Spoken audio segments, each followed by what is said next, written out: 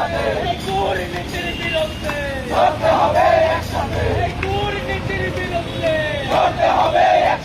এই বিপ্লবীরা শিখিয়ে গেছে বাঁচতে গেলে বিপ্লবীরা শিখিয়ে গেছে বাঁচতে গেলে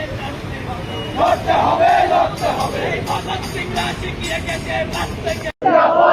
59 বছরের সোনম ওয়াংচুক আজকে 19 দিন ধরে দিল্লির যন্তর মন্তরে অনশন করছেন এবং সোনম ওয়াংচুককে তার জন্য আমাদের নতুন করে পরিচয় করে দিতে হবে না। আমাদের দেশ তথা বিশ্বের অন্যতম একজন সমাজকর্মী, পরিবেশবিদ, বিজ্ঞানী, যিনি ছাত্রদের জন্য পথে নেমেছেন। এই 59 বছরের বয়সে উনার নতুন করে কিছু পাবার নেই। আমরা মনে করি এই সময়ের মধ্যে দাঁড়িয়ে আমরা সকলেই অবগত আছি, আমরা সকলেই জানি আমাদের দেশের মধ্যে দুর্নীতিতে যেভাবে সরকার জড়িয়ে পড়েছে। আমাদের দেশের সরকার এই দুর্নীতিতে জড়িয়ে পড়ার জন্য 21 জন ছাত্র ও ছাত্রীকে আত্মহত্যা করতে হয়েছে। আমরা মনে করি এটা আত্মহত্যা না, দেশের সরকারের নীতির ফলে, দেশের শাসক দলের নীতির ফলে এই ছাত্র ছাত্রীরা তাদের প্রাণ হারিয়েছে। এই অবস্থায় দাঁড়িয়ে সোনম ওয়াংচুক যে দাবিতে সামিল হয়েছেন যে যারা আত্মহত্যা করেছে ছাত্রছাত্রীরা, তাদের পরিবারকে 1 কোটি টাকা ক্ষতিপূরণ দেশের সরকারকে দিতে হবে।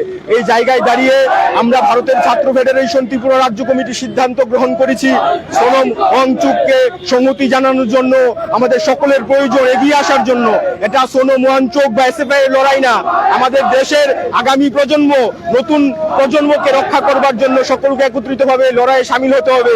আমাদের দেশের শিক্ষা ব্যবস্থা দুর্নীতিতে নিমজ্জিত, আমাদের সরকারটা দুর্নীতিতে নিমজ্জিত। এই অবস্থায় আমাদের সবার দাবি একটাই যে এনটিএ বাতিল করতে হবে, ধর্মেন্দ্র প্রধানকে দ্রুত পদত্যাগ করতে হবে। আমরা এখানে সরকার বদলের জন্য এই লড়াইয়ে সামিল হইনি, আমরা নীতির বিরুদ্ধে লড়াই করছি, সিস্টেমের বিরুদ্ধে লড়াই করছি এবং আমাদের এই লড়াইয়ে আমরা সকল ছাত্র যুবদের একত্রিত করতে চাইছি এবং এই লড়াইটা আমরা মনে করি একদিনে জেতা সহজ না বা একদিনে জেতা হবে না, কিন্তু আমরা মনে করি এই লড়াইটা আমরা একদিন অবশ্যই জিতবো এবং সোনম ওয়াংচুককে বাঁচাতে হবে। ওনার এই আত্মবলিদানকে, উনি যেভাবে লড়াইয়ে নেমেছেন, এই লড়াইয়ের প্রতি সংহতি জানিয়ে ভারতের ছাত্র ফেডারেশন সারা দেশের মধ্যে লড়াই করছে। আমরা ত্রিপুরার মধ্যেও এসএফআই এই লড়াইয়ে সামিল হয়েছি এবং এই লড়াই চলবে। শুধুমাত্র আজকের মধ্য দিয়ে লড়াই ক্ষান্ত হবে না। আমরা প্রথম দিন থেকে দাবি করে আসছি যে ধর্মেন্দ্র প্রধান একজন দুর্নীতিগ্রস্ত মন্ত্রী, তাকে পদত্যাগ করতে হবে। আর যদি তিনি মনে করেন পদত্যাগ করবে না, তাহলে আমাদের আরো বড় ধরনের বড় লড়াইয়ে সামিল হতে হবে। সারা দেশের মানুষ একত্রিত হচ্ছে। আমরা আহ্বান জানাচ্ছি আমাদের রাজ্যেরও সকল অংশের জনগণ, ছাত্র যুবদের একত্রিত হবার জন্য। এই লড়াইটা এসএফআই এর একার লড়াই না, এই লড়াইটা যারা এসএফআই এর ছাত্ররা আছে তাদের লড়াই না। আমাদের রাজ্যের মধ্যে এবিভিপি হোক, এনএসওয়াই হোক, সকল অংশের ছাত্রদের জন্য আমরা লড়াই করছি। সোনম ওয়াংচুক আমাদের সামনে দৃষ্টান্ত স্থাপন করেছেন কিভাবে লড়াই লড়তে হয় এবং এই লড়াইয়ে আমরা অবশ্যই জিতবো। এবং আবারও আমি সোনম ওয়াংচুকের এই যে উনি লড়াইটা করছেন তার প্রতি সংহতি প্রকাশ করছি এবং আজকে আমাদের এই লড়াইয়ে যারা সামিল হয়েছেন আপনারা দেখতে পাচ্ছেন পুলিশ কিভাবে আমাদের ব্যারিকেড দিয়ে রেখেছে।